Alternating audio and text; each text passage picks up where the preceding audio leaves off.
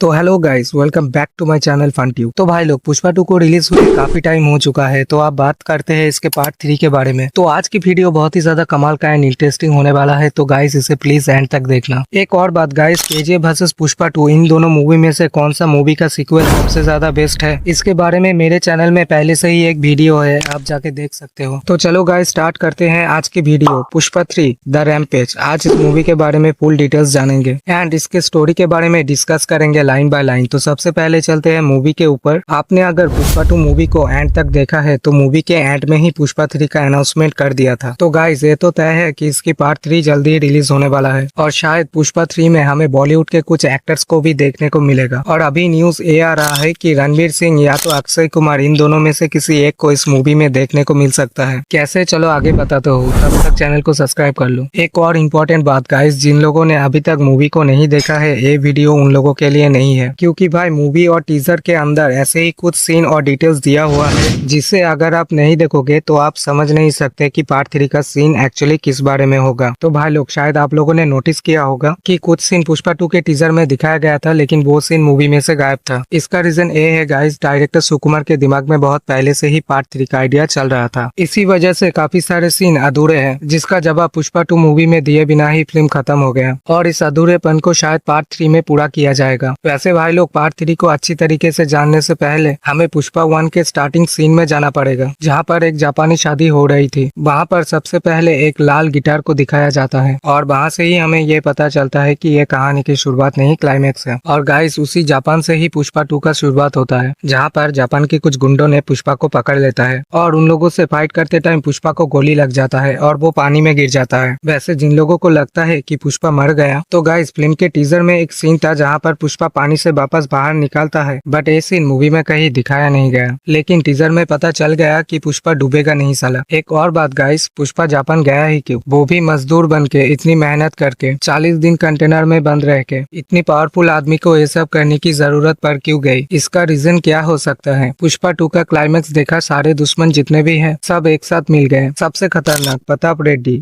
और मंगल सिन्नू plus jolly Reddy सब एक साथ हो गए। और भाई लोग, पार्ट 3 का टाइटल भी है रैम्पेज, मतलब इसका सीन कुछ ऐसा होने वाला है दोस्तों, सब लोग एक साथ झुंड बना के किसी पे अटैक करेंगे, साजिश और प्लान बना के। और इस बार सिंडिकेट का निशाना कोई और नहीं, खुद पुष्पा होने वाला है। और गाइस, एक और सीक्रेट की बात ये है कि ये पुराने सिंडिकेट का मालिक कोई और नहीं, खुद प्रताप रेड्डी है, जो कि हमें पार्ट 3 में बहुत अच्छी तरीके से पता चलेगा। और प्रताप रेड्डी की भतीजे को मारने का मतलब पुष्पा को सिंडिकेट से बाहर हटना, और ये वार्निंग खुद नए सीएम ने दिया था। तो गाइस, स्टोरी में अगर पुष्पा को जिंदा रहना है तो पुराने सिंडिकेट से भी बड़ा बिजनेस खड़ा करना पड़ेगा और पॉलिटिक्स में प्रताप रेड्डी को हराना पड़ेगा। इसीलिए पुष्पा हिस्ट्री का सबसे बड़ा डील करने के लिए वो सीधा जापान जाता है, जहाँ पर लाल चंदन का बिजनेस होता है। वहाँ पर लाल गिटार शादी में गिफ्ट करते हैं और जापान पर किए हुए डील से पुष्पा को जो पैसा मिलेगा, वहाँ से पुष्पा एक नया सिंडिकेट खड़ा करेगा और प्रताप रेड्डी की पार्टी भी दिल्ली से इलेक्शन हारकर पार्टी से बाहर हो जाएगा। तो गाइस, आपने अगर पुष्पा 2 मूवी को देखा है तो जापान वाले फाइट सीन में पुष्पा की पॉकेट से एक आधा कटा हुआ नोट दिखता है। एक्चुअली ये उस डील का हिस्सा होता है जो पुष्पा ने उस जापानीज डीलर के साथ किया था, और इस नोट का आधा होने का मतलब डील अभी पूरी नहीं हुई और शायद उससे पहले ही पुराने सिंडिकेट वाले उस पे अटैक कर दिया। और सबसे कमाल की बात यह है गाइस, वो आयरिस पुष्पा वाला वीडियो जो 2023 में ही रिलीज कर दिया था, जहाँ पर पुष्पा जंगल में चल रहे होते हैं और उसके पीछे पीछे शेर भी आता है, तो गाइस ये पुष्पा 3 का ही सीन है। और उसमें एक और बात बताया गया था कि पुष्पा को तिरुपति की जेल में एडजस्ट करके रखा गया है और वहाँ पर वो भागने की कोशिश की, जिसकी वजह से पुष्पा पर 8 गोलियां चलाया गया। और ये गोलियां कौन चलाएगा? सिर्फ एक आदमी में ही ऐसा हिम्मत है, और वो है ऑफिसर गोविंद। याद है पुष्पा 2 में पुष्पा ने खुद ये बात कहा था कि वो गोविंद सर जैसे ऑफिसर को सैल्यूट करेगा, क्योंकि गोविंद सर का पावर और हिम्मत पुष्पा पहले ही देख चुका है। एक्चुअली गाइस, मूवी तो हम सभी लोगों ने देखा है, बट अभी तक ये डिसाइड नहीं हो पाया है कि पुष्पा असल में हीरो है या विलन, और इस कंफ्यूजन को पार्ट 3 में पूरी तरीके से एक्सप्लेन किया जाएगा। भाई लोग, इस बार पुष्पा 3 में सबसे इम्पोर्टेंट कैरेक्टर किसका होगा? अल्लू अर्जुन का या प्रताप रेड्डी या तो भबर सिंह शेखावत? इन तीनों में से कौन सा? बट आप सुन के ये शॉक्ड हो जाओगे कि पुष्पा 3 का जो लीड कैरेक्टर है वो एक रेडियो होने वाला है। जी हाँ दोस्तों, आपको मूवी में ये सीन तो याद ही होगा, दम है तो पकड़ के दिखा शेखावत, पकड़ लिया तो छोड़ देगा मैं सिंडिकेट, करूंगा मजदूरी कमाऊंगा दिहाड़ी। ये डायलॉग खुद पुष्पा की आवाज में रिकॉर्ड हुआ। डायलॉग से याद आया, पुष्पा मूवी को हिंदी में जिसने डबिंग किया है वो है श्रेयस तलपड़े। कमाल की डबिंग किया है गाइस, जिसने मूवी में जान डाल दिया। उनकी वॉइस ये फिल्म में क्या ही लग रहा है। श्रेयस तलपड़े के लिए एक लाइक तो बनता है। तो भाई लोग पुष्पा 2 मूवी में जो पुलिस के कैरेक्टर में था यानी कि भबर सिंह शेखावत, वो अपने आप को लकड़ियों के साथ आग लगा लेते हैं। एक वही है जिसके पास ये वाला रेडियो था और वही रेडियो आपको मूवी के एंड में बॉम्ब ब्लास्ट सीन में देखने को मिलेगा। और एक्चुअली सवाल ये भी है कि ये बटन दबाने वाला बंदा कौन है। आप अगर ये वाला सीन को ध्यान से देखोगे तो उसका हाथ जला हुआ नजर आएगा, यानी कि भबर सिंह शेखावत हो सकता है जो उस आग में जल गया था। बट इस नए विलेन की सर पे छोटे छोटे बाल नजर आ रहा है, मतलब भबर सिंह शेखावत वाला ऑप्शन तो गलत हो जाएगा। तो आखिर ये बंदा कौन है उसे बताने से पहले आप अगर मेरे चैनल में नए हो तो चैनल को सब्सक्राइब कर लो। हो सकता है कि ये बंदा कहीं न कहीं भबर सिंह शेखावत से रिलेटेड हो और वहीं से वो रेडियो भबर सिंह शेखावत ने इस नए बंदे को दिया है और उसे आग से बचाते टाइम शायद इसका हाथ वहीं पर जल गया हो। और टीजर में एक सीन था भबर सिंह शेखावत का जो हमें पुष्पा 2 मूवी में कहीं भी देखने को नहीं मिला। मतलब ये सीन पार्ट 3 का ही है। मतलब भबर सिंह शेखावत अभी तक मरा नहीं है, वो अभी भी जिंदा है और ये बात पार्ट 3 में पूरी तरीके से क्लियर हो जाएगा। और इस बार पार्ट 3 में गोविंद सर का कॉमबैक धांसू लेवल का होगा, पहले से भी अलग अंदाज और अलग थियरी के साथ नजर आएंगे। और सबसे बड़ा सवाल कि बॉम्ब वाला सीन में पुष्पा की फैमिली का कोई मरेगा या नहीं। तो ये तो पक्का है बॉस कि कोई ना कोई तो जरूर मरेगा। वैसे पुष्पा के लिए इस मूवी में फैमिली सबसे इम्पोर्टेंट है, तो इस ब्लास्ट में शायद उसके भैया जिसकी वजह से पूरा परिवार एक साथ हुआ, या तो उनकी बेटी जिसकी अभी शादी हो रही थी। पुष्पा ने इस लड़की को पहले भी 2 बार बचा चुका है, शायद तीसरी बार मौका ना मिले। या तो उनके सबसे खास है केशव। एंड फिल्म के अंदर एक सीन है जहाँ पर वो बोलता है कि वो रिटायर होकर ये बिजनेस केशव को सौंप देगा। और जापान वाले फाइट सीन में हमें सिर्फ पुष्पा को देखने को मिलता है। केशव जिंदा हो और पुष्पा के साथ आया ना हो ऐसा नहीं हो सकता। कहीं ये ब्लास्ट में केशव का दी एंड तो नहीं हो गया। पुष्पा का जापान आने का पीछे एक ही रीजन है। इवन वो फिल्म में ये भी बोलता है कि इंडिया का माल तो जापान आया लेकिन जापान का पैसा इंडिया नहीं गया, इसीलिए 40 दिन कंटेनर में बंद रह के अपना पैसा वापस लेने आया है। एक और चीज नोटिस करोगे कि जापान वाले सीन ने पुष्पा ने जो टी शर्ट पहना है वो सेम टी शर्ट है जब पुष्पा मजदूर बन के लकड़ी काटा करता था। और जब पुष्पा जापानी डीलर के साथ डील कर रहा था ठीक उसी टाइम पुराने सिंडिकेट वाले टीवी पे न्यूज चला देंगे कि भबर सिंह शेखावत चंदन की लकड़ियों के साथ खुद को आग लगा लिया है। वहाँ पर सारे चंदन की लकड़ियाँ जल गए हैं। इसी वजह से जापानी डीलर को लगेगा कि पुष्पा तो चीटर निकला। वहाँ से पुष्पा का एक नया दुश्मन बन जाएगा और यहाँ से सेटअप होगा एक नए दुश्मन का। दुश्मन से याद आया, विजय देवरकोंडा यानी कि अर्जुन रेड्डी कुछ दिन पहले सोशल मीडिया पर ये पोस्ट किया था कि उनकी अगली फिल्म डायरेक्टर सुकुमार के साथ आ रहा है जिसका टाइटल होगा रैमपेज। तो गाइस शायद हमें पार्ट 3 में अल्लू अर्जुन वर्सेस देवरकोंडा देखने को मिल सकता है, जिसमें अलग ही लुक एंड अलग ही अंदाज में विजय को दिखाया जाएगा। और देखो भाई लोग, पुष्पा 2 जिस तरीके से आगे बढ़ रहा है आज के टाइम पे इंडिया का सबसे बड़ी फिल्म बन चुका है। मुझे नहीं लगता कि कोई भी एक्टर इसके पार्ट 3 का हिस्सा बनने का चांस मिस करेगा। और अगर पुष्पा 3 की लेवल को पुष्पा 2 से भी बड़ा बनाना है, इसके पार्ट 3 को फायर से वर्ल्ड फायर बनाने के लिए विजय देवरकोंडा जैसे एक्टर की जरूरत पड़ेगी। फिलहाल भाई लोग पुष्पा 3 जरूर आएगी और शायद जितना सोचा है उससे भी जल्दी रिलीज होगी, क्योंकि इसके काफी सारे सीन पहले ही शूट हो चुके हैं। वैसे पुष्पा 3 मूवी की एंडिंग से फुर्सत मिल जाए, किसी दूसरी फिल्म में दिमाग लगाने का मन करे तो भाई लोग लकी भास्कर फिल्म को देख लेना। और ये फिल्म हिंदी में यूट्यूब पर अवेलेबल है और ये फिल्म आज के टाइम पे one of the best film है। और इसके बारे में फुल डिटेल्स मेरे यूट्यूब चैनल में दिया हुआ है, आप जाके देख सकते हो।